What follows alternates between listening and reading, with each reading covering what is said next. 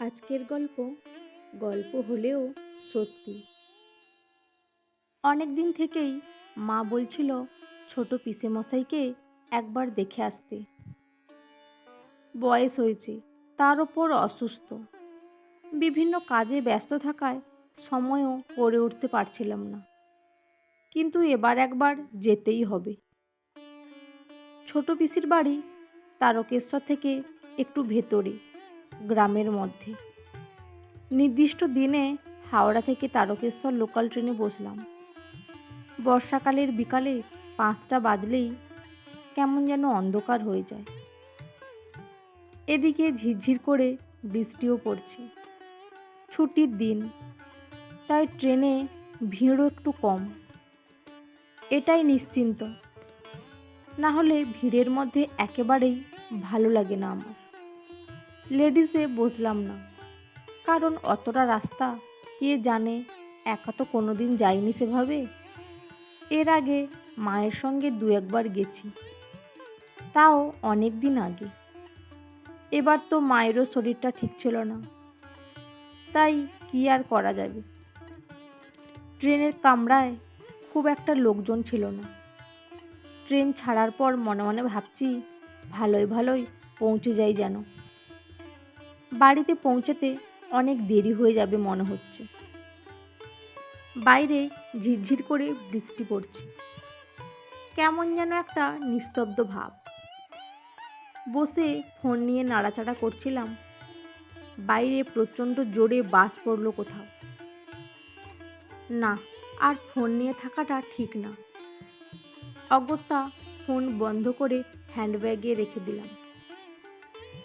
মনে মনে ভাবছিলাম, কে জানে একা আসাটা ঠিক উচিত হলো কিনা, তা আবার এই বর্ষা বাদলের দিনে। এক ভদ্রমহিলা শেওড়াফুলি স্টেশনে নেমে গেলেন। ভাবলাম যাও একজন সঙ্গী ছিল, তাও গেল। হঠাৎ ট্রেনের লাইটগুলো অফ হয়ে গেল। এ আবার কি নতুন ঝামেলা!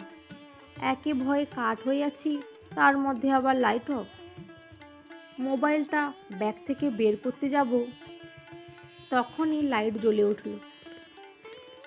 যাক বাবা, বাঁচা গেল। একটু নিশ্চিন্ত হলাম।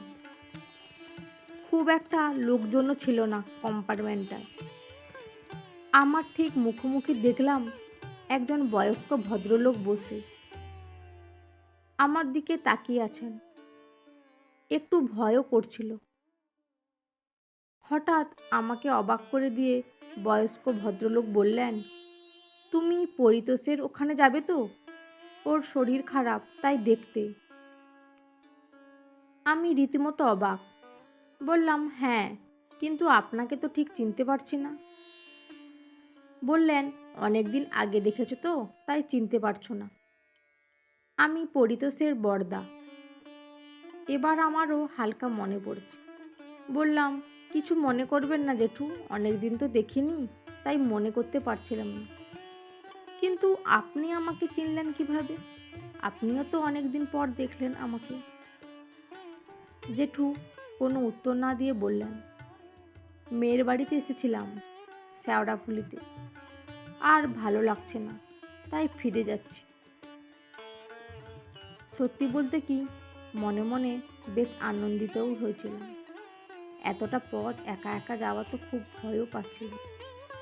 এ তো সোনায় সোহাগা হলো। একেবারে বাড়ি পর্যন্ত দুজনে চলে যাব, কোনো অসুবিধা হবে না। জেঠুকে বললাম, সকালের না ফিরে এত সন্ধে করে কেন ফিরলেন? বয়স হচ্ছে আপনার, আর একা একাই বা কেন ফিরছেন?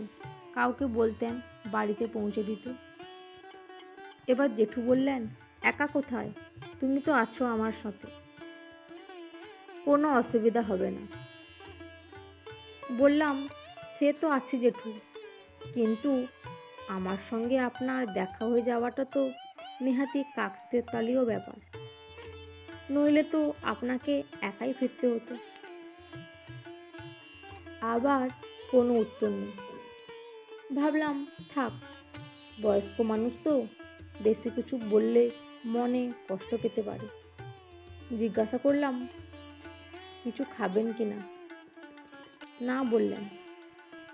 এদিকে সময় যেন আর পার হতেই চাইছে না। মনে হচ্ছে যেন কত যুগ বসে আছি। ট্রেনে কথা বলতে বলতে কখন যেন একটু ঝিমুনি ভাব এসে গিয়েছিল। চলো, এসে গেছে তো স্টেশন। ঘোর কাটলো জেঠুর ডাকে। স্টেশনে যখন নামলাম বেশ রাত হয়ে গেছে। বৃষ্টি পড়েই চলেছে এক নাগাড়ে। গাড়িও কম। এইসব জায়গায় ট্যাক্সিও পাওয়া যাবে না এত রাতে। তার উপর আবার বৃষ্টি পড়ছে। জেঠুকে বললাম, পিসিকে ফোন করে জানিয়ে দিচ্ছি যে আমি স্টেশনে চলে এসেছি, আর চিন্তা করবার নেই। কারণ সঙ্গে জেঠু আছে। কিন্তু জেঠু বারণ করলেন ফোন করতে। বললেন, আর অল্প পথ, তাড়াতাড়ি পৌঁছে যাব আমরা। শুধু শুধু ফোন করলে চিন্তা করবে। অনেকক্ষণ পর একটা ভ্যান রিক্সা পাওয়া গেল। বললাম, বাড়ি অবধি পৌঁছে দিতে হবে। রাজি হয়ে গেল লোকটা। বাড়ির সামনে নেমে দেখি জেঠু নেই। কোথায় গেল মানুষটা? এই তো নামলো রিক্সা থেকে। ভাবলাম পিসিকে হয়তো খবরটা দিতে গেছে যে আমরা দুজনে একসঙ্গেই এসেছি। পিসির বাড়ির সামনে গিয়ে দেখলাম বেশ ভিড় আছে। মনে একটা অজানা ভয়ও হচ্ছিল। কে জানে পিসেমশাই ভালো আছেন তো? আমি আসতে দেরি করে ফেললাম না তো?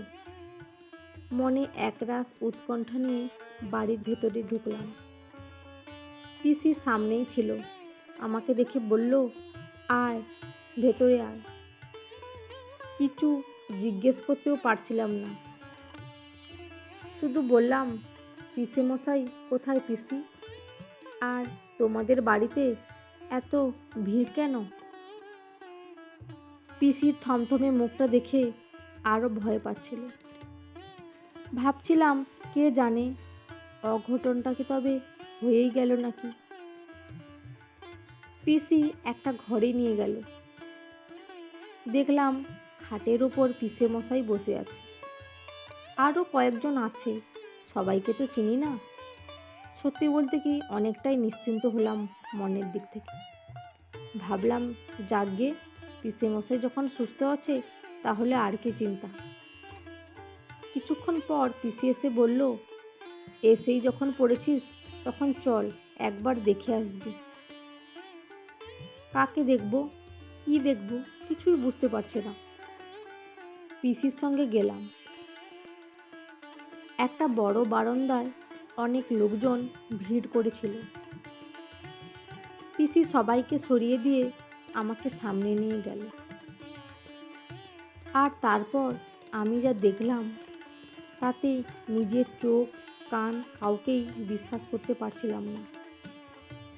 দেখলাম ফুল দিয়ে সাজানো খাটে পিসির বড় ভাসুর, মানে যে মানুষটার সঙ্গে আমি এই কিছুক্ষণ আগে পর্যন্ত একসাথে শেওড়াফুলি স্টেশন থেকে তারকেশ্বর পর্যন্ত এলাম।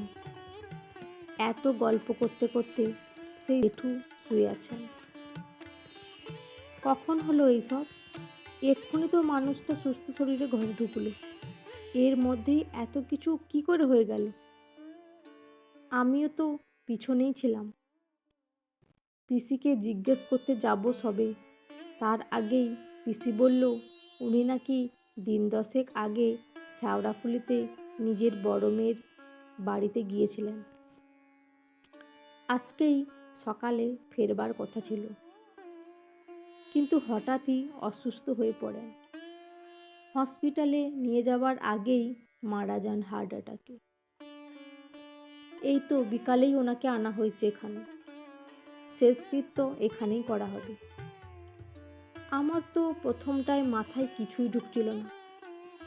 তাহলে আমার সঙ্গে যে মানুষটা এত গল্প করতে করতে এলো, আমাকে এত সাবধানে বাড়িতে পৌঁছে দিল, তিনি আসলে কে? কাউকে বলতেও পারছিলাম না।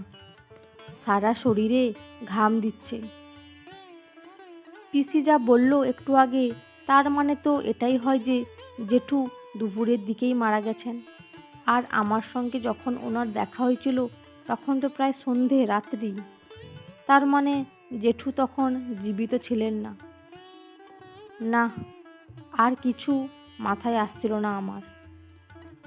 হতভম্বের মতো ওখানেই বসে পড়েছিলাম। একজন মৃত মানুষ প্রায় ঘণ্টাখানেকের বেশি সময় আমার সঙ্গে কথা বলল।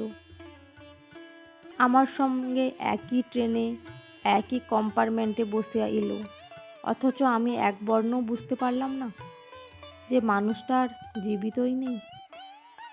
এটা কি করে সম্ভব?